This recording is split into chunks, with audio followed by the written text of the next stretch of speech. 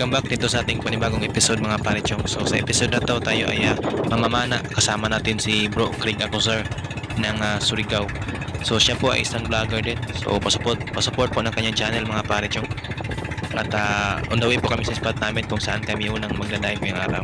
At dahil season pa ngayon ng mga pelagic mga pare-chong, inagahan po namin yung pagpunta dun sa spot kung saan kami unang magla-live. At pagdating naman namin sa spot ay nagpahinga muna ako saglit at nag-warm up dive.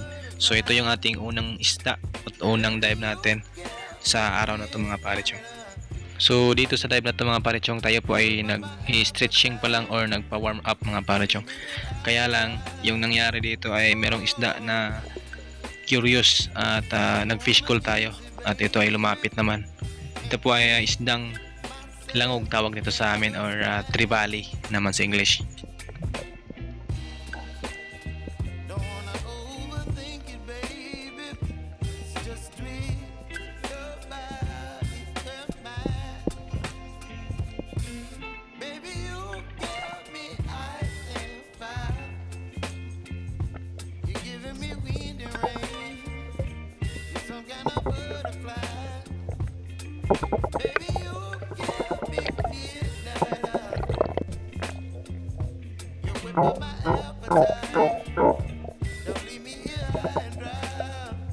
Pagka-secured at pagkaangat ng isda natin dito mga pare-chong ay nakita natin si Bro Craig na nasa unahan lang.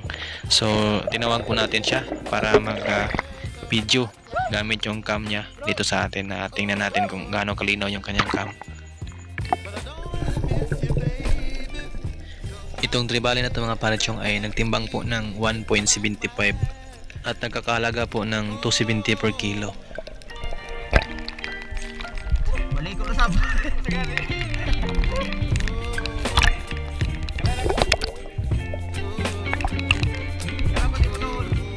At sa next dive naman natin mga pare-chong, tayo ay nakapana po ng samaral or golden spotted rabbit fish or tawag ito sa amin Surigao, aburas. After ng ilang dives natin mga pare-chong ay tayo po ay nakakita na naman ng isda.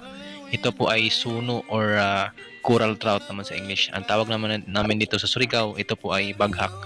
Kaya lang hindi po natin nakuha na ng cam yung pagtira natin dahil yung cam po natin ay masyadong nakadungaw.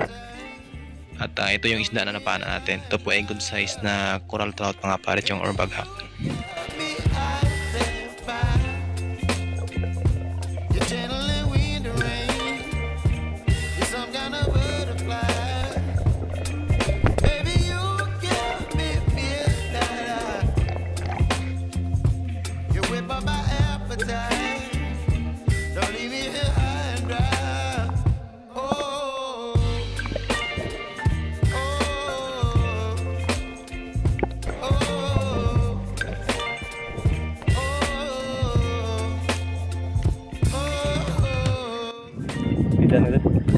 So ayan mga pare-chong, tapos na po tayo mag-dive dito sa unang spot natin. Ayan, medyo nabalakat kadali. Okay, si bro, huwag kabalik sa bambut. Tapos sa kasungsung sulog. Muna yung matong kuwara no, tulo ka buok. Mga good size.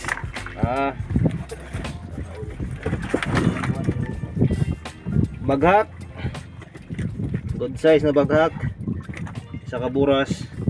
Natay langog. Mga hapit 2 kilo siguro doon na langog.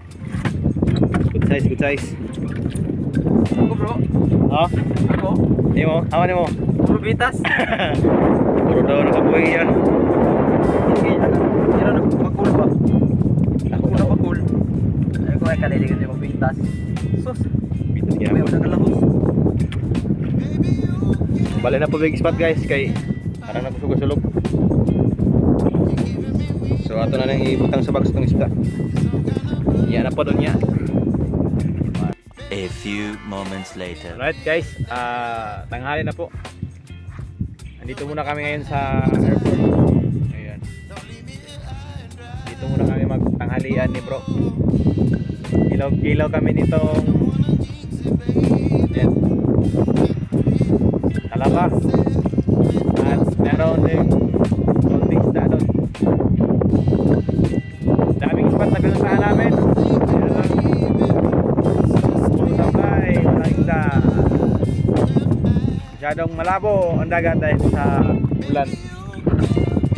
Ito bro. Apa ka? Masyadong malabo yung dagat mga parechong. Gawa ng sunod-sunod yung ulan dito sa amin. Malakas na ulan. Kilaw-kilaw muna kami ng halian ni bro. Kahit nangali na. Kailangan muna namin kumain para makamakas. Mali among sila nun no. Magkilaw sa aming batog o kaning mungit. Ang kilawon. O napod may sea grapes or lansones. Lato. Lansones sa dagat. O gaman to nga tong oyster. Pero dara. Wagang bato. May wagang bato. Ano ko ini? Kaya ba? Mahal na binili yan. Ko ba? Amo ra matakyo ko bro. Ako sa to. Parang gamot. Amo ra babili.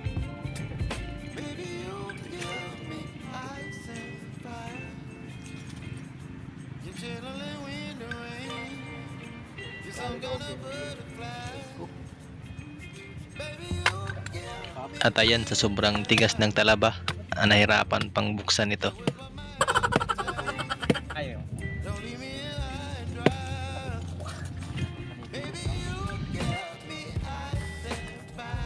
Kinilaw namin guys, ayan na. Kinilaw ng isda at saka oyster or talaba. Uy, nasuyod na.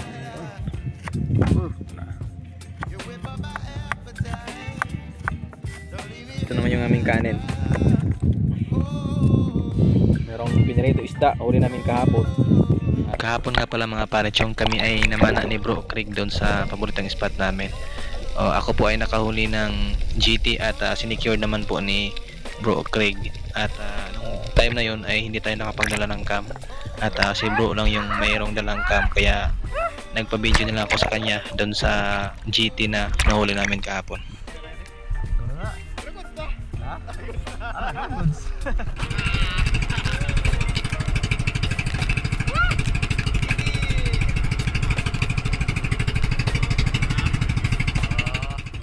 May itlog. Piniritong itlog. At mayroon kaming lansones sa dagat. Sea grapes or lato. At meron pa tayo napulot na grasa. Ayan o. Nakakita tayo ng grasa. Palutang-lutang. Meron pang laman. Ayan o. Daming laman. Konti pa lang yung nakuha. Nabawas. Sa may-ari ito. Shout out sa tagiyan eh. O nangita ka ni daras ako. Okay, wow na kami ni bro. Sige. Okay na eh. Ngayon kain tayo guys. Kinilang isda. Oh, goods na bro. Ha? Goods na. Ano ta? Kain tayo.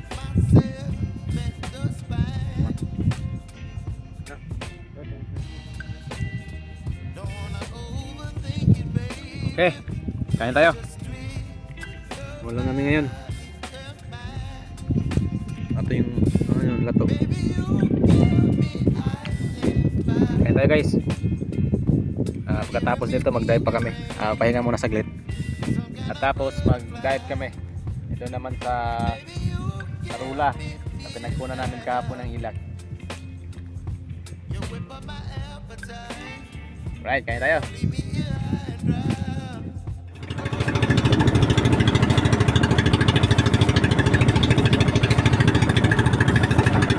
Ayan mga bro, tayo ay papunta doon sa spot ng Sangay. Doon tayo mamamana ngayon. Natapos na lang yung magpahinga at tapos na rin kami ng halian. So yung Sangay na pinagkuha natin kahapon ng Trevally or Giant Trevally. So sana ngayon meron ulit. Pagdating namin doon sa spot mga parechong ay sinubukan kong i-open yung pang-sisid na cam natin, kaya lang ito po ay nag-shutdown na, kaya hindi na po tayo nakapag-video. At yung huli po natin ay nadagdagan pa ng ilang piraso mga parechong. A few minutes later. Alright mga parechong, dito tayo sa Nabago. Update, pauwi na po tayo. Inuna mo natin si bro. Inihatid muna natin si bro dito sa Nabago dahil uuwi na siya sa kanila. Maghihintay siya ng kanyang pick up dito. Uuwi ng Malinawon. Lalo. Let's mag. Ito ayan.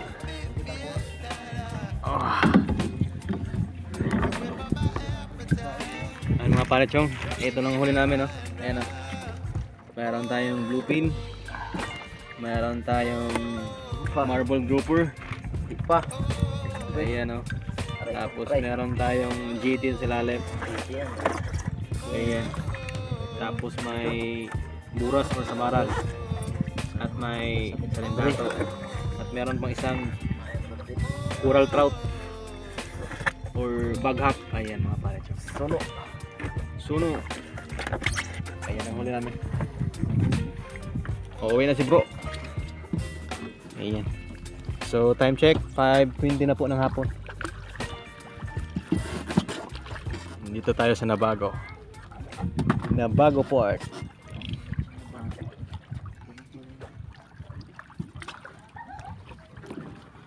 Alright, shout out sa mga taga Nabago. Ayan. Uwi na si bro. So mga parechong, update tayo later dahil mahaba-haba pa yung biyahe natin.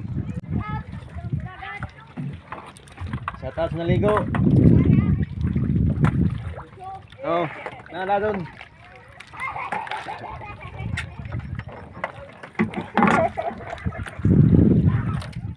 Yan mga parechong, ito na yung kinita namin. Overall na kinita namin sa loob ng 2 araw. So a total of 2,425 ayan po. So yung kanina nga huli namin ay nagtimbang ng 4 kilos. So lahat po yun ay sari. 270 per kilo. At ang kinita ay 1,080. So yung kahapon naman ay yung GT natin ay 3.3.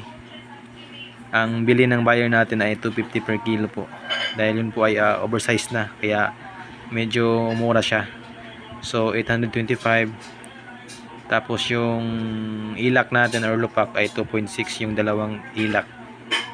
2.6 200 per kilo at a total of 520. So ito yung kinita natin lahat guys. Ayan. Na kasama natin si bro Craig Jacuzar. So ito po ay babawasan namin ng gasolina na 6 liters overall.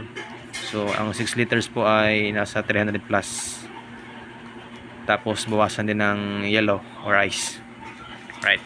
Kwartang lina mga parechong. Meron kaming tig 1,000 na kita namin ngayong araw. And maraming salamat mga parechong.